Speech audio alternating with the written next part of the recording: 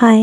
তো দেখো, আজকে সোমবারটা তো সারা দিন সকাল এদিক ওদিক করে কেটে গেল। তো সন্ধ্যাবেলা দাদা বলছে একটু বিরিয়ানি বানিয়ে দে, আমি বিরিয়ানি খাবো।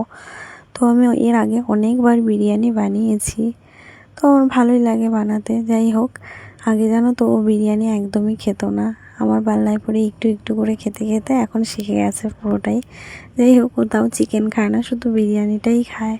তো দেখো, আমি বিরিয়ানিটা বানিয়েছি, তো তোমাদের জন্য কিছু ভিডিও তুলে রেখেছি, তো তাই আর কি ইসে করছি। অনেকটাই দেরি হয়ে গেছে পোস্ট করতে। যাই হোক, ভালো লাগলে লাইক কমেন্ট করে দিও, তোমাদের কেমন লাগছে আমাকে জানিও।